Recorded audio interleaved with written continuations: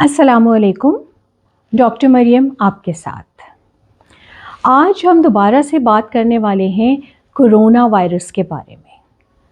अब तक तो हम सभी नहीं बल्कि सारी दुनिया जानती है अबाउट द कोविड-19 वायरस। 2019 के आखिर में ये चाइना के एक छोटे से शहर वुहान में सबसे पहले डिस्कवर हुआ, इसका डायग्नोसिस हुआ और उसके बाद बहुत जल्द ये पूरी दुनिया में फैल गया और WHO ने 2020 में जनवरी के एंड पे इसको एक ग्लोबल पेंडेमिक का नाम दिया। ये एक वायरस से होता है जिसके अराउंड एक क्राउन होता है जिसको कोरोना कहते हैं, इसी वजह से इसका नाम भी कोरोना वायरस दिया गया। और इसकी 100 के हिसाब से, हज़ारों के हिसाब से डिफरेंट वैरायटीज़ हैं और ये बहुत ही इंटेलिजेंट वायरस है जो जल्दी जल्दी अपने आप को बदलता रहता है। इसलिए इसने दुनिया में बहुत ज़्यादा नुकसान किया है और अब तक जो है वो नियरली 6 मिलियन लोग इसकी वजह से मौत का शिकार हो चुके हैं।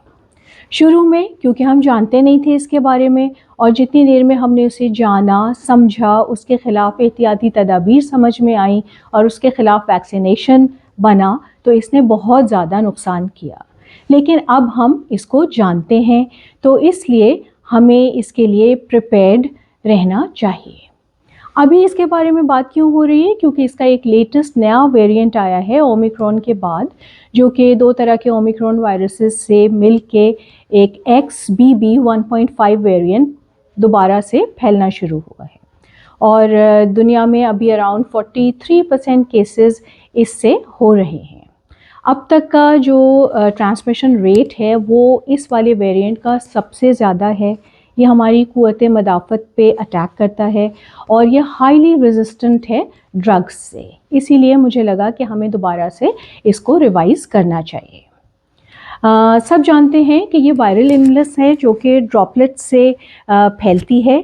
जब कोई इंसान जिसको ये इन्फेक्शन हुई भी हो वो जब खांसता है, वो छींकता है तो वो ड्रॉपलेट जो मुंह और नाक से निकलते हैं वो फ़िज़ा में फैल जाते हैं और जो आसपास के लोग हैं वो उनको इन्फेक्ट कर देता है।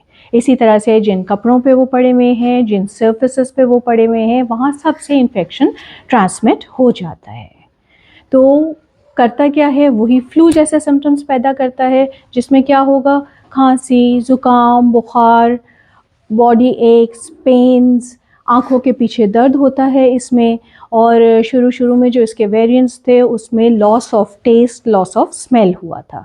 लेकिन ये जो लेटेस्ट वाली वैरायटी है इसमें ये सिम्टम्स भी बहुत कम हैं और even loss of taste, loss of smell भी इतना नहीं है। तो इसको एक नॉर्मल फ्लू से अलग जानना एक बहुत मुश्किल बात है और टेस्ट्स भी आजकल कम से कम हो रहे हैं। इसलिए एहतियाती तदाबीर अभी भी बहुत इम्पॉर्टेंट हैं। पूरी दुनिया से वैसे लिफ्ट हो चुकी हैं ये प्रिकॉशंस जो थी इसकी, लेकिन मैं ये समझती हूँ कि जब हम ऐसे सिम्टम्स एग्जिबिट करते हैं जो कि फ़्लू से मिलते जुलते हों तो ये हमारी एक कौमी ज़िम्मेदारी है, एक शख्सी ज़िम्मेदारी है कि हम फिर भी एहतियाती तदाबीर को उन हालात में हम प्रैक्टिस करें ताकि हम बाकी दुनिया को, बाकी अपने लोगों को, बाकी अपने साथियों को बचा सकें। तो सब जानते हैं, अब तो पढ़े लिखे दुनिया की तमाम दुनिया में ये चीज़ें बार बार फैलाई गई हैं कि how to stay away from it. सबसे पहले आपने क्या करना है कि जी आपने, अगर आपको खांसी, नज़ले, ज़ुकाम जैसे सिम्टम्स हैं तो आपने अपने आप को आइसोलेट करना है, आपने क्राउड में अपने आप को मिक्स नहीं करना। फिर उसके बाद you have to wear a mask ताकि वो ड्रॉपलेट्स जो हैं वो दूसरों तक ना पहुँचें। फिर आपने और क्या करना है, आपने सोशल डिस्टेंसिंग रखनी है। ये बहुत बहुत ज़रूरी है क्योंकि बहुत जल्दी से दूसरों को लगता है। तो सेफ़ सोशल डिस्टेंसिंग में जो है वो 2 मीटर्स यानी अराउंड 6 फीट का डिस्टेंस है कि वो आप एक दूसरे से रखें जब आपको इस किस्म के सिम्टम्स हो रहे हों। फिर जब आपने खांसना है, छींकना है, मास्क आपने पहना हुआ है। अगर खुदा न खास्ता नहीं पहना हुआ तो प्लीज़ खुले कमरे में मत आप ये छींकें, खांसें, आप अपनी एल्बो के अंदर छींकें और खांसें। फिर जो सर्फेसेस हैं जहाँ पे आपको लगता है कि इनके ड्रॉपलेट्स गिर सकते हैं उन सबको आपने अच्छे से डिसइंफेक्ट करना है, बार बार उनको साफ़ करना है। अपने हाथों को आपने फ्रीक्वेंटली धोना है और जो टिश्यूज़ आप यूज़ करते हैं, जिस कपड़े को आप यूज़ करते हैं उसको आप अच्छे से धो लीजिए। टिश्यूज़ को आप کسی سیلوفن میں ڈالیے، ان کو اوپر سے بند کیجیے اور پھر اس طرح سے پھینکیے۔ اب اس کے علاوہ آپ نے جو سیلف کوارنٹین ہے وہ بہت امپورٹنٹ ہے کہ پبلک پلیسز سے جب آپ دور رہیں گے تو دوسروں کو لگنے کے چانسز کم ہوں گے۔ آپ اب گھر میں اکیلے بیٹھے ہیں تو آپ نے اچھے سے اپنی خوراک کا خیال رکھنا ہے، آپ نے اچھے سے اپنی نیند پوری کرنی ہے، اور آپ نے اپنے اندر ہی اندر ایکسرسائز بھی کرنی ہے تاکہ آپ کی باڈی ایکٹیو رہے۔ آپ یوگا کیجئے، آپ میڈیٹیٹ کیجئے۔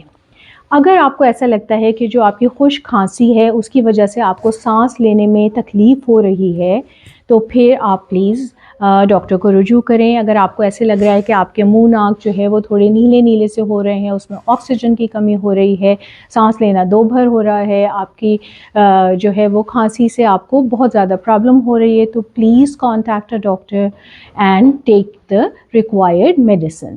آپ نے اپنا آکسیجن لیول میجر کروانا ہے یا خود کرنا ہے، اس کے لیے آکسی میٹرز ریڈیلی اویلیبل ہیں، تو جس کو ضرورت پڑے گی پھر اسی کو صرف ہاسپٹل تک لے جایا جائے گا اور ان کو سمپٹومیٹک ٹریٹمنٹ دی جائے گی۔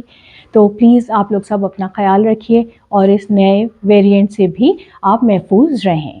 تو یہ چائنا میں اس سے کافی ہزاروں میں ڈیتھس ہو چکی ہیں، یو ایس میں بہت زیادہ پھیل گیا ہے، اینڈ آف دسمبر میں سے 4% تھا، اب اراؤنڈ 43% پہ 40% پہ پہنچ چکا ہے، اور پاکستان میں بھی خان یونیورسٹی لیبز جو ہیں وہ کہتے ہیں کہ انہوں نے اس کے کیسز ڈیٹیکٹ کیے ہیں، لیکن کیونکہ اب لوگ زیادہ چیک ہی نہیں کرا رہے ہیں تو ہمیں ایگزیکٹ نمبرز پاکستان کے پتہ نہیں ہیں۔